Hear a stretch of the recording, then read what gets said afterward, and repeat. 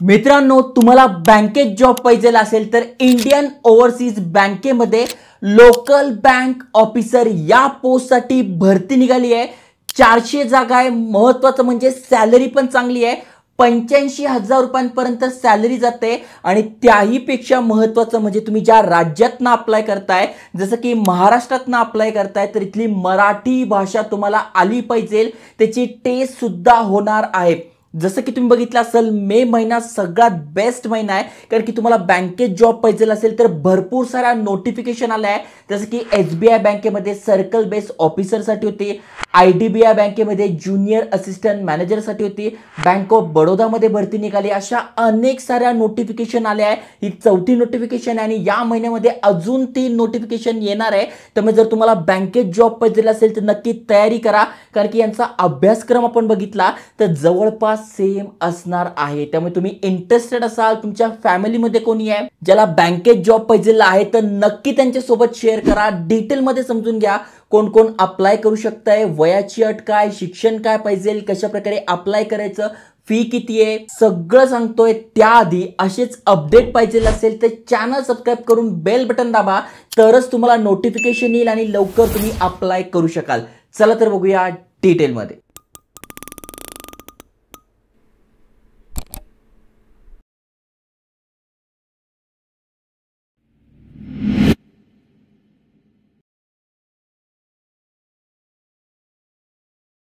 मित्रांनो, तुम्ही ते वाचू शकतात, इंडियन ओव्हरसीज बँक, जी की गव्हर्नमेंट ऑफ इंडिया अंतर्गत येते।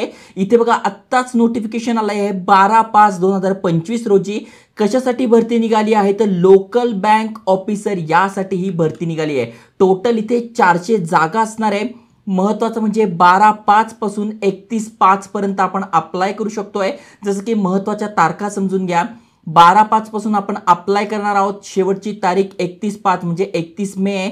त्याआधी आपल्याला फॉर्म भरून घ्यायचा आहे। आता यासाठी कोण कोण पात्र आहे तर समजून घ्या। सगळ्यात आधी तुम्ही भारताचे नागरिक पाहिजे, त्यानंतर तुम्ही ते बघू शकताय तुमचं वय जे आहे ते 20 ते 30 मध्ये पाहिजे। पण जर का तुम्ही कॅटेगरीत येतात, जसं SC ST मधून येतात तर 5 वर्षाची सूट आहे, OBC मधून येतात तर 3 वर्षाची सूट आहे, PWBD कॅन्डिडेट आहात तर 10 वर्षाची सूट आहे। त्याच्यानंतर यापैकी तुम्ही असाल जसं की एक सर्व्हिसमन वगैरे, तरी तुम्हाला ते 5 वर्षाची सूट आहे।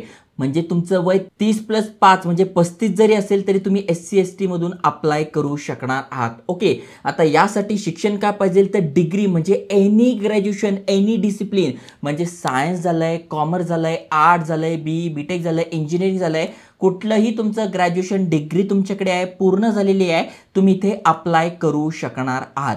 आता यासाठी पेमेंट किती मिळणार आहे तर तुम्ही ते बघू शकता। स्केल 1 ची सॅलरी असते, म्हणजे 85,920 रुपयांपर्यंत तुम्हाला ते सॅलरी मिळते, ज्यामध्ये DA झालं, HRA झालं, CCA झालं, ETC सगळं तुम्हाला टाइम टू टाइम मिळतं।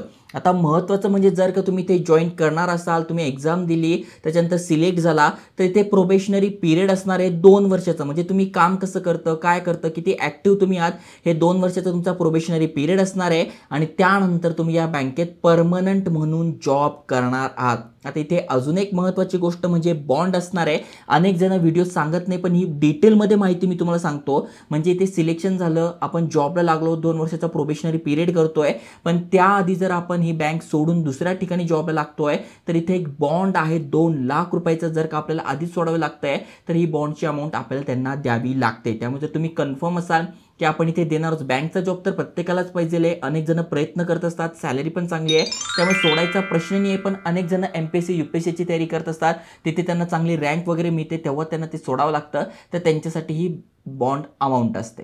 आता सगळ्यात महत्त्वाचं म्हणजे सिलेक्शन कसं होणार आहे, तर जसं मी तुम्हाला बोललो, सगळ्यात आधी तुमची ऑनलाईन एक्झाम होणार आहे। यासाठी तुम्हाला तयारी करायची आहे, तर अगदी सोपं आहे। इथे मी तुम्हाला बुक टॅग करून देईल, इथून तुम्ही बुक डाउनलोड करून घेऊ शकताय, मागू शकताय आणि तुमचा अभ्यास सुरू करू शकताय। सेम आहे जसं की SBI चे PO ची भरती असते, तसंच तुमचा अभ्यासक्रम आहे।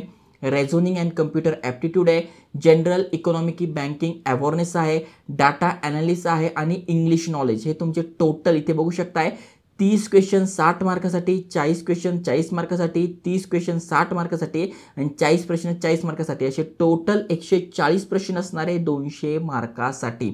ही एक्झाम तुम्ही हिंदी इंग्लिशमध्ये देऊ शकताय आणि महत्त्वाचं म्हणजे ही एक्झाम दिल्यानंतर तुमची लोकल लँग्वेज टेस्ट होणार आहे. महत्त्वाचं म्हणजे इथे बघा पेनल्टी ऑफ रॉंग आन्सर आहे, त्यामुळे जे बरोबर आहे तेच द्या. 3 तासाची ही एक्झाम असणार आहे. ही एक्झाम दिल्यानंतर म्हणजे एक्झाममध्ये तुम्ही पास झाल्यानंतर तुमची लोकल प्रोफिशियन्सी टेस्ट होणार आहे. म्हणजे तुम्ही महाराष्ट्रात आहात तर मराठी भाषा तुम्हाला द्यावी लागेल, मराठी भाषेची तुमची ते टेस्ट होणार आहे. पण जर तुम्ही असे कॅन्डिडेट आहात ज्यांच्या 10वी 12वी मध्ये मार्कशीटमध्ये तुम्ही मराठी शिकले आहात, त्याचं तुम्ही दिलेलं आहे, तर तुम्हाला ती एक्झाम पण द्यायची गरज नाही आहे. म्हणजे ऑनलाईन एक्झाम द्या, 10वी 12वी मध्ये ऑलरेडी मराठी दिली आहे, मग डायरेक्ट इंटरव्ह्यू द्या आणि तुमचं फायनल सिलेक्शन होणार आहे. ॲप्लिकेशन चार्जेस किती आहे तर तुम्ही ते बघू शकताय.